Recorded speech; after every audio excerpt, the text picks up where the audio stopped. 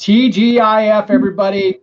Hey, today is beautiful outside, and we get to finish off the week with a great conversation with my friend Nick Anderson with the Crispian Advantage. But first, I wanted to let everybody know that Alaska Airlines has partnered with the Chamber for the month of March for all these check-ins.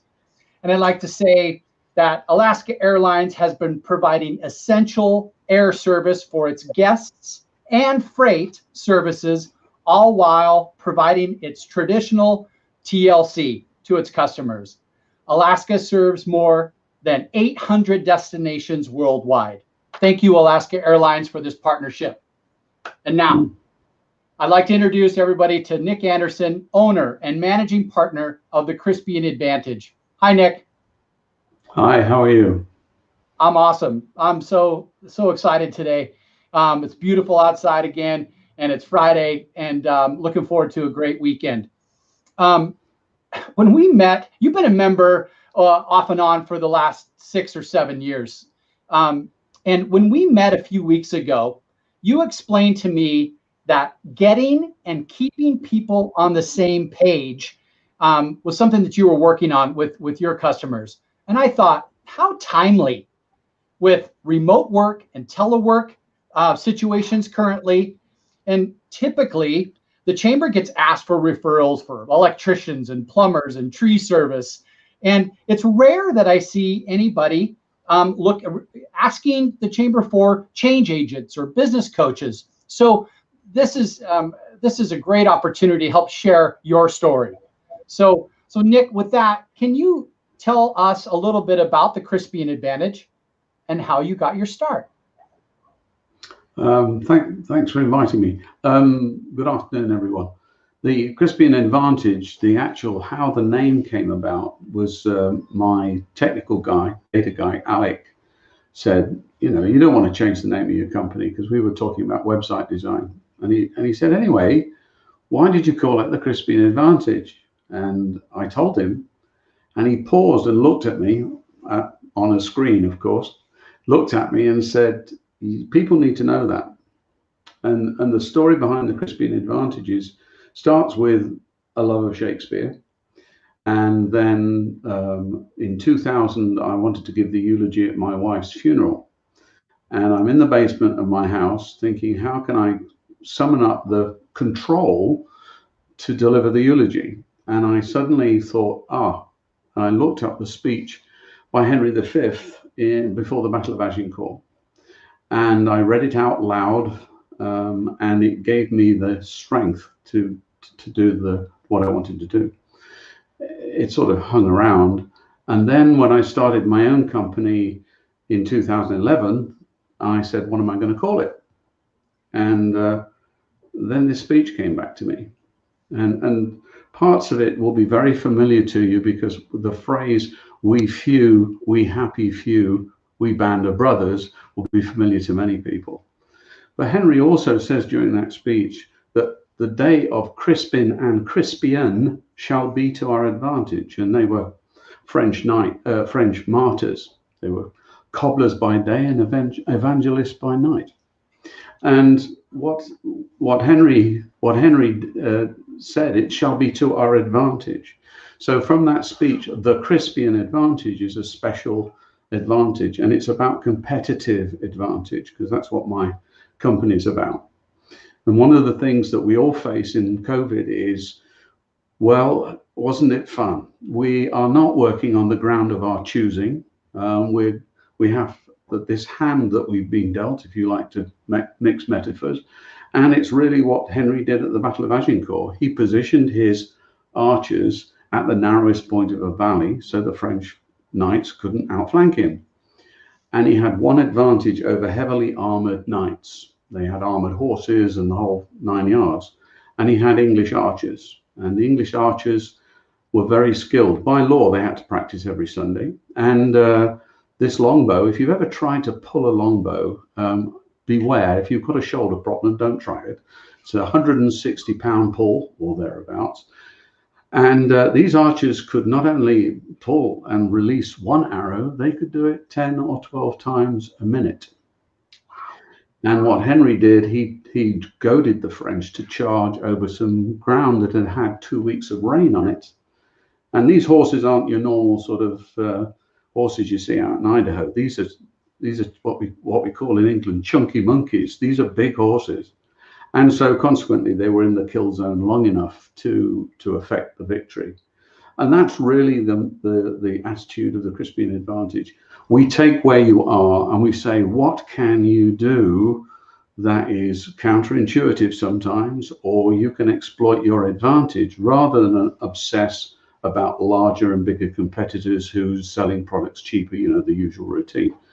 And that's really where it started from.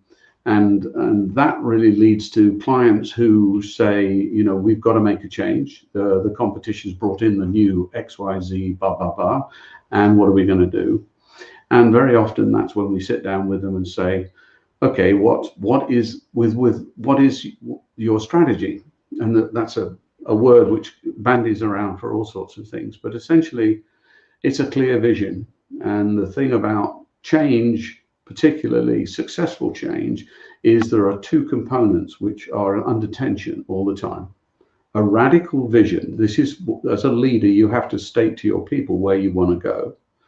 And then how do you take those steps progressively towards that objective? So unfortunately, but fortunately, it's a very good term to use, radical gradualism. You wanted this on a Friday afternoon, of course. Of course. But it's the tenets of change. And so when we look at improving sales, for example, which we do quite a lot of work, very much in people like consulting engineers or professional services is quite common, where you have what is traditionally called the seller-doer model. In other words, the partners of a professional firm have to not only deliver the project, they've got to sell it as well. And those are quite common areas. So there's two problems that come about when you're trying to make a change. And many people in post-COVID, or the light being at the end of the tunnel now, apparently it's over in Texas, but we'll pass over that. But anyway, there's some classic problems that have been proved out by research, my own included in my book, The Focusing Change to Win. But essentially 70% of leaders' expectations of a change, thank you, Paul, 70% of leaders' expectations of change are either not known, and sometimes not even clear to the leaders, but not known and not understood by those expected to implement the change. And so that clarity starts off with saying, well, does everyone share the same priorities about what we're going to focus on to put this strategy in place? And that's a survey tool, which can be done in 10 minutes, but it's an effective way of getting a leadership team to say, why do you see people as more important than customer service? And conversations like that are very important to say how we're going to implement it. The other thing is, do my expectations of you match with what you think I expect of you? And conversely, because it's a two-way street, in Paul's case, does Paul's expectations of Nick correspond to what Nick thinks? And you would be surprised at the differences. So when we do these sorts of analyses, we find, for example, Paul and Nick, Paul has 13 expectations of Nick, and Nick thinks there are 12. On the other hand, Nick has 22 expectations of Paul, and Paul only thinks there are 4.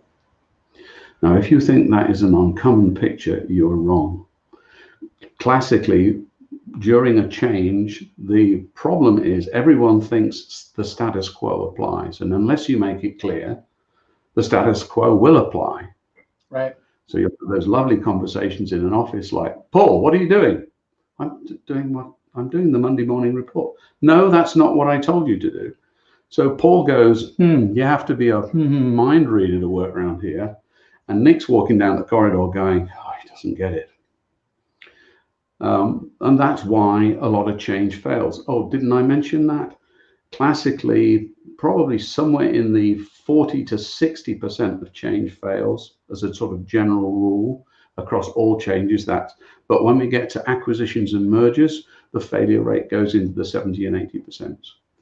I mention that because this isn't a soft, fuzzy human resource thing. This is like your change fails and you are closing the doors on your business, which is an extreme failure, or the actual change that takes 3 years longer than you'd planned and you've spent money. So the Project Management Institute calculates that somewhere between 100 million and 115 million is lost out of every billion spent on change. Now, so that's the crux of our work. Paul, you wanted to ask a question? Yeah, you provided a kind of a mock presentation of these expectations, and I thought it was so timely again.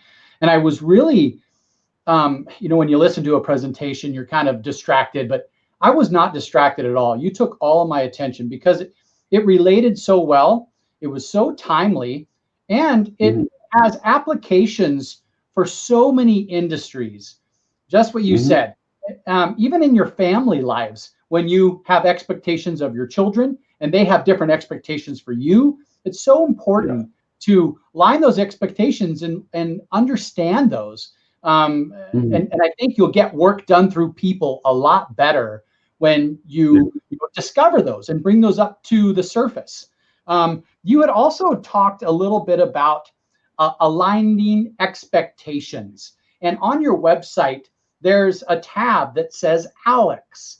So tell me a little bit more about Alex. Well, aligning expectations, which is the compression, Alex, is aligning expectations, started life in the late 60s with this gentleman called John Mason, and he did a lot of research about what the gaps were. And long story short, I got to talk to him, and over a period of 10 years, we developed a process. Here's the problem. A lot of what we're discussing might seem to be big company issues, but we work with small family firms, a group of 4 people, and so on. And you don't need a lot of technology to do that. Now you take 20 people, which is not a big organization, but pretty typical in the Valley, right? 20 people, and 20 times 20 minus 20, as we all know, is 380. There are 380 lines of communication in that small organization. So we needed to create a process which could track this. So you have 100 people in an organization, potentially you have 9,900 lines of communication, many of which you don't want to exist because you've got to work in functions and specialisms. But that was the challenge that we can now, any number of people, we could do it for Micron, for example.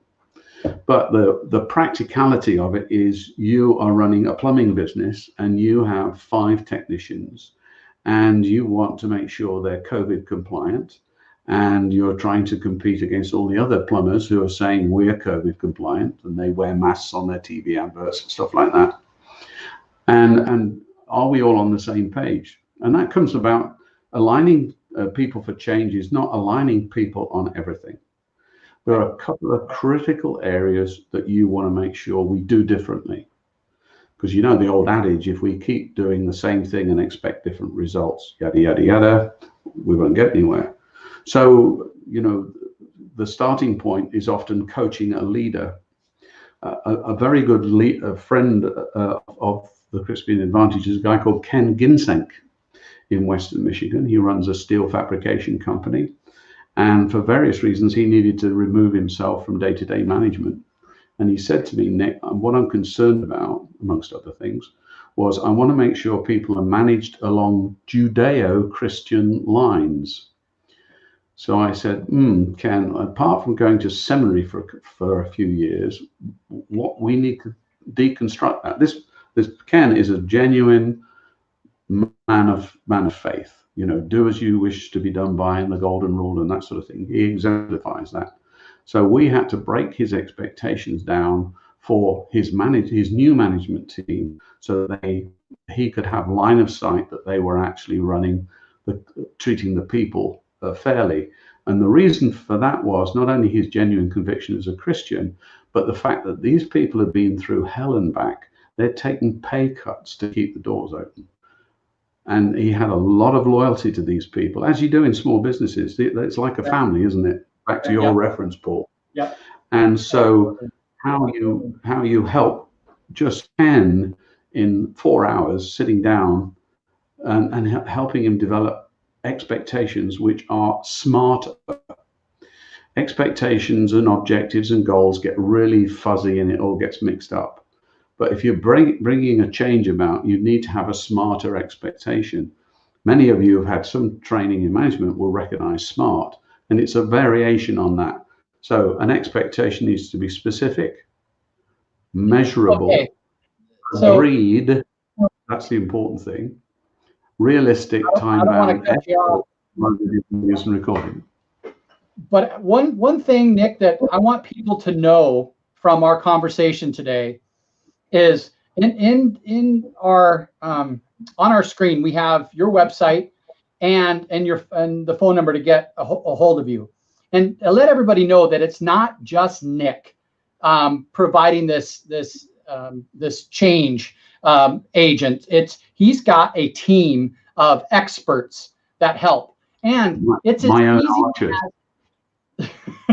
and it's easy as there is like a poll that they have as well to discover, how the Crispian Advantage can help businesses, go from and experience change with a positive outcome. So if you are a business and you're looking for ways of connecting with your employees and getting them on the same page and aligning expectations, give Nick and his team a call. They're experts in their field. And I just want to thank you, Nick, for your time to take some time with me today to help talk about the Crispian Advantage. And thank you for your investment in the chamber. It means a lot to us. And I look forward to seeing you and raising a glass when we can see each other in person. Yeah, I look forward to it. Yeah. Thank you. Thanks, Nick. Have a great weekend and go out and enjoy the sun. Will do.